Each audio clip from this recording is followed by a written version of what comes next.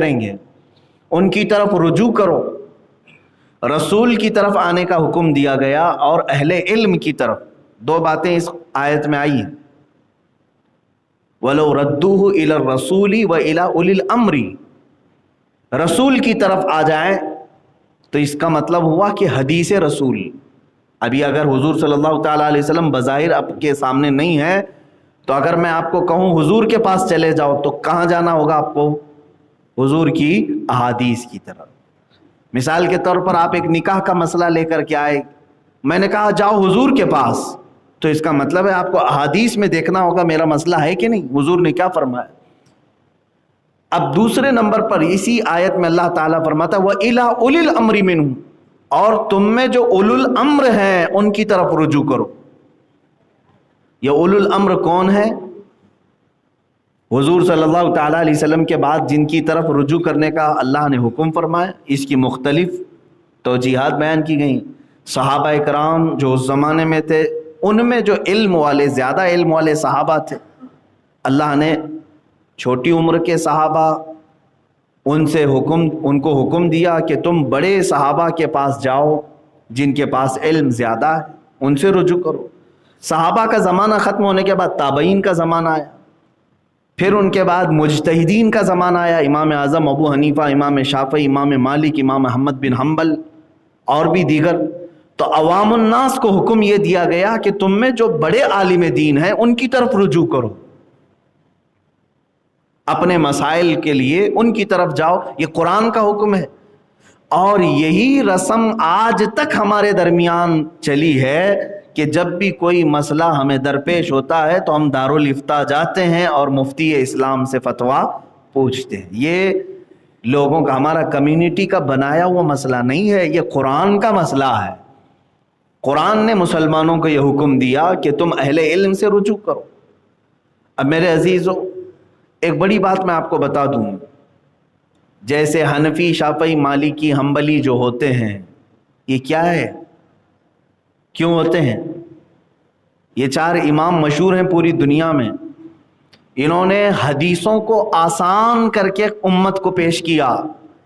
قرآن کی آیتوں سے ڈائریکٹ مسئلہ نکالنا مشکل تھا، انہوں نے مسائل نکالے اور پوری ایک کتاب بنا کر کے دی. کیا یہ تمہارے لیے جن جن معاملات میں ضرورت ہو، نماز کے، روزے کے، زکوٰۃ کے، حج کے، زراعت کے، تجارت کے، معاملات کے، طلاق کے، خلع کے، نکاح کے، رضاعت کے، مصاہرت کے، ہر ایک کے مسائل قرآن سے اور حدیث سے انہوں نے نکالے. کون؟ یہ اماموں نے، امام اعظم ابو حنیفہ، امام شافعی. گویا کہ آسان کر کے امت کو دیا. اب امت کا یہ حق بنتا ہے کہ انہی اماموں کے ان نکالے ہوئے مسائل میں سے کسی ایک کو فالو کریں. اب میں ڈائریکٹ قرآن اٹھا کر کے آپ کے پاس دوں گا تو ترجمہ تفسیر تو دور کی بات ہے، دیکھ کر کے پڑھنا صحیح نہیں آتا تو اپنی زندگی کے مسائل اس سے کیسے نکالے گا آدمی؟ کیسے نکالے گا؟ تو آپ کو فالو کرنا پڑے گا کسی ایسے کو جو قرآن سمجھ چکا ہو یا حدیث رسول سمجھ چکا ہو اور اس سے اس نے مسئلہ نکال لیا ہو، آپ اسے فالو کریں. اسی کا نام تقلید ہے. غیر مقلد ہمیں یہ طعنہ مارتے ہیں کہ یہ سنی لوگ رسول کو چھوڑ کر، صحابہ کو چھوڑ کر یہ اماموں کی تقلید پہ لگ جاتے ہیں. میرے عزیزو، آلریڈی وہ خود بھی تقلید کر رہے ہوتے ہیں لیکن انہیں معلوم نہیں. وہ خود بھی تقلید کر رہے ہیں لیکن بلیم صرف ہمارے اوپر ہوتا ہے. مجھے ایک بھی غیر مقلد ایسا لا کر کے دکھاؤ جو تقلید نہیں کرتا، وہ منع کرتا ہے. جیسے اہل حدیث حضرات ہیں، وہ کہتے ہیں ہم اماموں کی تقلید نہیں کرتے. ان میں سے ایک بھی بندے کو میرے پاس لا کر کے بٹھاؤ اور میں پوچھتا ہوں کہ آپ تک یہ دین کے جو بھی مسائل ہیں آپ نے کہاں سے حاصل کیے، کون سی کتاب سے؟ کسی نہ کسی کتاب سے انہوں نے تفسیر کو سمجھا. قرآن کی تفسیر، کسی بھی تفسیر کو پڑھ کے ہی انہوں نے سمجھا. تو ظاہر سی بات ہے پھر آپ اس مفسر کی تقلید کر رہے ہو جس نے قرآن کی تفسیر کی. آپ حدیث رسول پڑھ کر کے مجھے بتا رہے ہو کہ اس حدیث میں ایسا کہا گیا ہے. میں ان سے پوچھوں گا یہ کس محدث کی کتاب آپ نے پڑھی؟ کہیں گے امام بخاری نے لکھا ہے. تو امام بخاری کی تو تقلید کر رہے ہو آپ. آلریڈی آپ خود تقلید کر رہے ہیں، کسی نہ کسی کو فالو کر رہے ہیں، کرنا ہی پڑے گا آپ کو، اس کے علاوہ کوئی چارہ ہی نہیں۔ حضور صلی اللہ تعالی علیہ وسلم سے جنہوں نے دین اخذ کیا، انہوں نے ہمیں پہنچانے کے لیے یہ ذریعے بنائے، تفسیر، حدیث، یہ تمام چیزیں۔ اگر ان اماموں کو چھوڑ دو گے تو ڈائریکٹ کیسے حضور صلی اللہ علیہ وسلم سے آج حاصل کر سکو گے؟ میرے عزیزو، یہ بات طویل ہو جائے گی۔ یہاں پر میں جو بات بتانا چاہ رہا تھا وہ یہ ہے کہ عوام کس کو فالو کرے؟ آپ حنفی، شافعی، مالکی، حنبلی، 4 فقہ مشہور ہیں پوری۔ ایک بات یاد رکھیں، 4 عقیدے نہیں ہیں، یہ 4 عقیدے نہیں ہیں، یہ چاروں اماموں کا خدا ایک ہی ہے، رسول وہی ہے، دین وہی ہے۔ سکولز آف تھاٹ، سوچنے کا انداز چاروں کا الگ الگ ہے۔ ایک ایگزامپل میں بتا دوں، قرآن میں ایک ہی آیت آئی ہے، وَامْسَحُوا بِرُؤُوسِكُمْ، وضو کے متعلق یہ ایک آیت ہے، وضو کرنے کے متعلق جو آیت آئی ہے اس میں کا ایک ورڈ میں پڑھ رہا ہوں خالی۔ ویسے تو اللہ تعالیٰ نے فرمایا فَاغْسِلُوا وُجُوهَكُمْ وَأَيْدِيَكُمْ إِلَى الْمَرَافِقِ وَامْسَحُوا بِرُؤُوسِكُمْ وَأَرْجُلَكُمْ إِلَى الْكَعْبَيْنِ۔ 4 فرض ہیں وضو میں نا، اپنا چہرہ دھو، اپنے دونوں ہاتھوں کو کہنیوں سمیت دھو، سر کا مسح کرو اور دونوں پیروں کو دھو۔ قرآن کی آیت ہے یہ، 4 فرض اس میں بتائیں ہیں۔ تو تیسرے نمبر پر جو لفظ آیا ہے حدیث قرآن کا، وَامْسَحُوا بِرُؤُوسِكُمْ، اپنے سروں کا مسح کرو، اپنے سروں کا مسح کرو۔ قرآن نے یہ نہیں بتایا کہ کتنے سر کا مسح کریں، آدھے سر کا کہ پاؤ سر کا کہ پورے سر کا، سر کا مسح کرو۔ اب آپ کو جب حکم دے دیا جائے، مثال کے طور پر میں اپنے کسی اسٹوڈنٹ کو کہوں پانی لے آؤ، تو وہ پانی لے کر کے آئے گا۔ جیسے 4 شاگرد تھے، 4 اسٹوڈنٹ تھے، میں نے 4 سے کہا پانی لے آؤ، اس میں سے ایک اسٹوڈنٹ جو ہمارا تھا، ایک شاگرد، وہ گلاس میں لے آیا، دوسرا لوٹے میں لے آیا، تیسرا بالٹی میں لے کے آیا، چوتھا برتن میں لے کے آیا۔ کیا انہوں نے نافرمانی کی؟ میری نافرمانی تو نہیں کی۔ وہ چاروں آئیں گے اور کہیں گے آپ نے صرف کہا تھا پانی لاؤ، یہ نہیں بتایا کہ کس میں لاؤ۔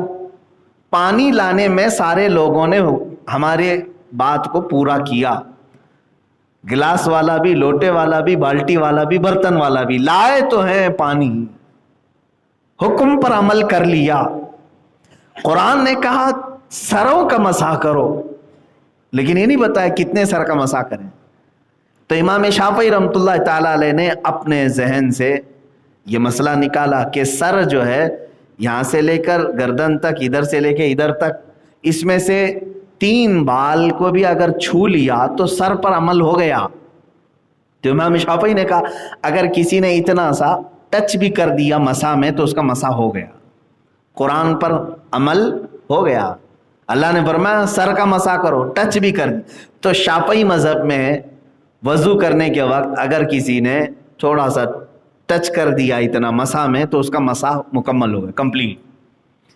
امام مالک نے کیا سوچا؟ انہوں نے دیکھا قرآن نے کہا سر کا مسح کرو، تو انہوں نے فرمایا سر جو ہے 2 بال 3 بال کو نہیں کہتے، یہ یہاں سے لے کر گردن تک، پھر یہاں سے لے کر یہاں تک جو پورا حصہ ہے، تو انہوں نے کہا پورے سر کا مسح کرنا پڑے گا۔ تو انہوں نے اپنی فقہ میں فرض کر دیا ایک بال بھی چھوٹنے نہ پائے، پورا سر مسح کرو۔ ان کے پورے سر کا مسح کرنا فرض ہے، اگر ایک بال بھی چھوٹ گیا تو مسح ہی نہیں ہوا ان کے۔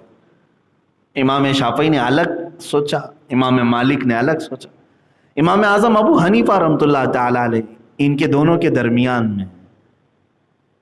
ظاہر سی بات ہے، سوچنے کا مطلب یہ نہیں ہے کہ بیٹھے بیٹھے کچھ بھی اٹکل پچھو مار دیں، ان کے پاس دلیل ہونی چاہیے، کیوں سوچا آپ نے اس طرح سے۔ امام شافعی کے پاس اپنی دلیل ہے، امام مالک کے پاس اپنی دلیل ہے۔ امام اعظم ابو حنیفہ رحمۃ اللہ تعالی علیہ نے کہا کہ ہم یہ دیکھتے ہیں کہ حضور کیسے کرتے تھے، رسول پاک صلی اللہ علیہ وسلم، کیونکہ قرآن کو وہ زیادہ سمجھ سکتے ہیں۔ تو رسول کریم صلی اللہ تعالی علیہ وسلم کے متعلق حدیثیں جب پڑھی کہ آپ وضو میں مسح کیسے کرتے تھے، تو الگ الگ انداز ملے۔ حضور اکرم صلی اللہ تعالی علیہ وسلم کے مسح کرنے کے انداز الگ الگ ملے۔ کبھی حضور نے پورے سر کا بھی مسح کیا ہے، پورے سر کا مسح کیا ہے. لیکن کچھ حدیثیں ایسی ہیں, حضرت مغیرہ بن شعبہ رضی اللہ تعالیٰ عنہ کی حدیث ہے, کہتے ہیں میں نے حضور صلی اللہ علیہ وسلم کو دیکھا, ایک مرتبہ آپ نے استنجا فرمایا اور ایک کچرے کا ڈھیر تھا اس کے قریب میں وضو کرنا تھا حضور صلی اللہ تعالیٰ علیہ وسلم کو. تشریف لائے, کھلی زمین تھی. حضرت مغیرہ بن شعبہ سے حدیث ہے, کہتے ہیں کہ پانی دیا گیا, حضور نے جیسا وضو تھا پورا کیا. مسح کا جو لفظ آیا ہے تو کہتے ہیں یہ جو پیشانی کی جتنی مقدار ہے, پیشانی کی جتنی مقدار ہے اتنی مقدار میں اپنے سر کا مسح کیا. یعنی امامہ شریف پہنے ہوئے تھے تو یہ 4 انگلیاں ہیں, امامہ کو پیچھے کر دیا اس طرح سے, تو 4 انگلیوں کا جو جتنا حصہ آتا ہے یہ پیشانی کی جتنی مقدار ہے اتنی مقدار سر کا مسح کیا.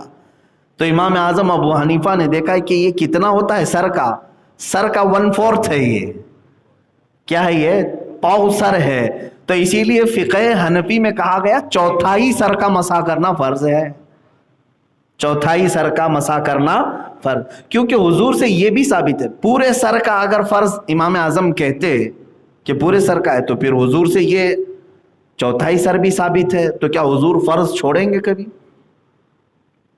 تو یہ سکولز آف تھاٹ جس کو کہتے ہیں, سوچنے کا انداز, دلیلوں کے انداز الگ الگ اماموں کے ہو گئے. یہ استنباط کرنے کے طریقے ہیں, قرآن سے اور حدیث سے مسئلے نکالنے کے طریقے ہیں. تو اب یہاں پر بات آئی, ایک امام شافعی وہ کہہ رہے ہیں 3 بال کو چھو لے تو مسح ہو گیا.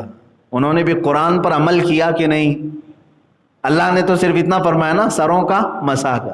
امام مالک کہہ رہے ہیں پورے سر کا مسح کرو, وہ بھی قرآن پر عمل کیے کہ نہیں؟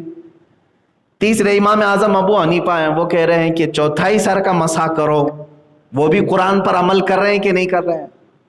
جیسے میں نے اپنے اسٹوڈنٹس کی مثال دی, 4 لوگ پانی لے کر کے آئے, میں نے خالی کہا پانی لاؤ, کوئی گلاس میں لایا, کوئی بالٹی میں لایا, کوئی لوٹے میں لایا, کوئی برتن میں لایا, لیکن سب لائے کہ نہیں لائے؟ حکم پر عمل ہو گیا. اسی طرح میرے عزیزو قرآن کی مطلق آیت پر یہ 4 اماموں کا عمل ہو گیا. رہ جاتے امام احمد بن حنبل, ان کا مسئلہ امام شافعی سے زیادہ ملتا جلتا ہی ہے, اس لیے زیادہ الگ سے بیان نہیں ہوتا.